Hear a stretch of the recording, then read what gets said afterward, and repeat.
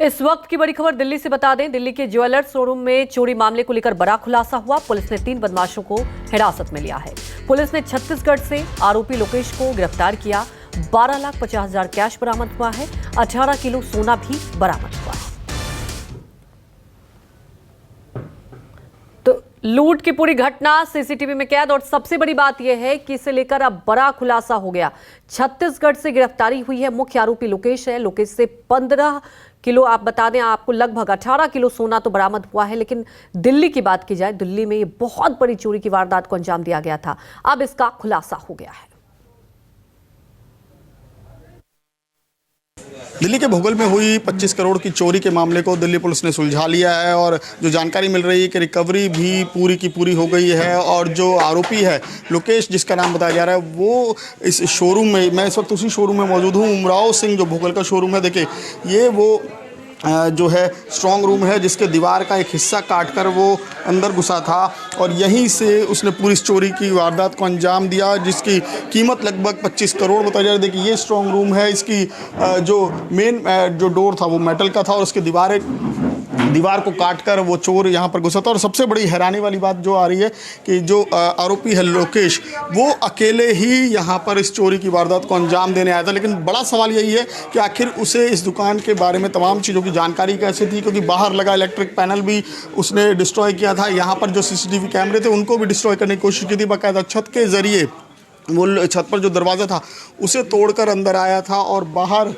काफ़ी ज़्यादा संख्या में यहाँ पर जो सिल्वर के मूर्तियाँ और अन्य सामान पड़ा था उसे छोड़कर वो सीधा स्ट्रांग रूम की तरफ गया, और स्ट्रांग रूम में अंदर जाकर उसने पूरी घटना को अंजाम दिया। अंदर जाकर उसने एक एक चीज़ जो उसे मिली अंदर, सोने और हीरे के ज़वारात, उन सभी पर हाथ साफ किया। और उसके बाद एक और जो जानकारी बेहद चौंकाने वाली है कि वो अगले दिन, क्योंकि रविवार की रात को उसने इस वारदात को अंजाम दिया था, और सोमवार को भी काफ़ी देर तक वो यहाँ पर बैठा रहा इसी दुकान के अंदर, क्योंकि उसे जानकारी थी कि मंडे को पूरी मार्केट बंद रहती है, दुकान भी बंद रहती है। और उसके बाद यहाँ से आसानी से वो कई घंटे बिताकर यहाँ पर उस चोरी की वारदात को अंजाम देकर निकल गया। बहरहाल छत्तीसगढ़ पुलिस की सहायता से दिल्ली पुलिस ने उसकी गिरफ्तारी की है, और जो लोकेश है उसके बारे में बताया जा रहा है कि वो एक पेशेवर चोर है। कई मामले उस पर चोरी के दर्ज हैं। छत्तीसगढ़ पुलिस पर उसकी तलाश लगातार कर रही थी, और 7 मामले अकेले छत्तीसगढ़ में ही उसने अंजाम दिया। इसके अलावा वो आंध्र प्रदेश में भी चोरी की वारदात को अंजाम दे चुका है। लेकिन बड़ा सवाल अभी भी यही बना हुआ है कि आखिर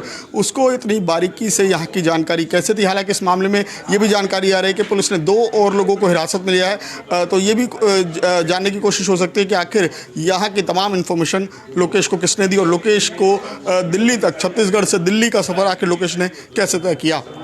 कैमरा विजय के साथ विमल कौशिक, न्यूज़ 24 दिल्ली।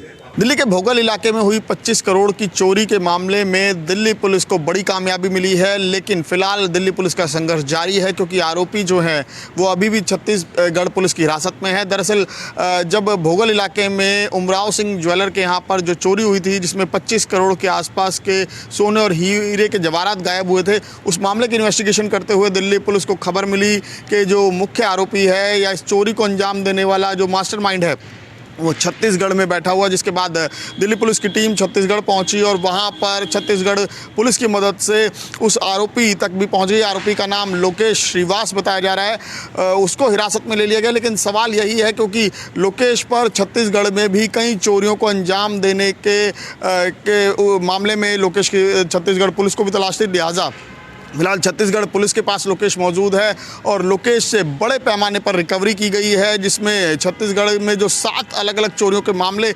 लोकेश पर दर्ज थे, उसमें उसकी रिकवरी भी लोकेश से की गई है। लोकेश के अलावा उसके 2 अन्य साथी भी हैं जिनको पकड़ा गया है। तो फिलहाल दिल्ली पुलिस की टीम भी छत्तीसगढ़ में ही मौजूद है, और जो जानकारी मिल रही है कि छत्तीसगढ़ के भिलाई में लोकेश और उसका गैंग छुपा हुआ बैठा हुआ था, और वहाँ पर ये करोड़ों के हीरे जवाहरात अपने पास लेकर वहाँ बैठे हुए थे, छुपे हुए थे। और जब पुलिस की टीम पहुँची तो हालांकि लोकेश ने वहाँ से फरार होने की भी कोशिश की, लेकिन छत्तीसगढ़ पुलिस ने लोकेश को दबोच लिया। और फिलहाल अभी दिल्ली पुलिस की टीम छत्तीसगढ़ पुलिस से लगातार संपर्क में है और कोशिश यही की जा रही है कि लोकेश को दिल्ली ट्रांजिट रिमांड पर लाया जा सके, क्योंकि दिल्ली में जिस तरीके से उसने चोरी की वारदात को अंजाम दिया उसको लेकर कई सवाल अभी दिल्ली पुलिस के मन में भी हैं कि आखिरकार वो छत्तीसगढ़ से दिल्ली कैसे पहुंचा, कैसे उसको इस बात की जानकारी हुई, क्योंकि जिस तरीके से उस चोरी को अंजाम दिया गया भोगल में शोरूम के अंदर, वहाँ पर बाकायदा पहले CCTV कैमरों के कनेक्शन को काटा गया, जो अलार्म का पैनल था उसको ख़राब किया गया, छत के ज़रिए होते हुए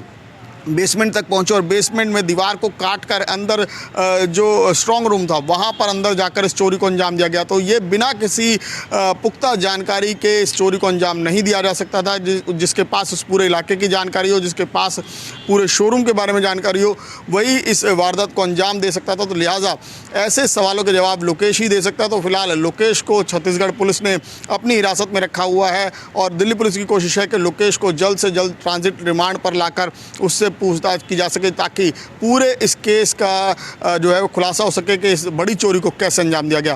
कैमरा विजय के साथ विमल कौशिक, न्यूज़ 24 दिल्ली।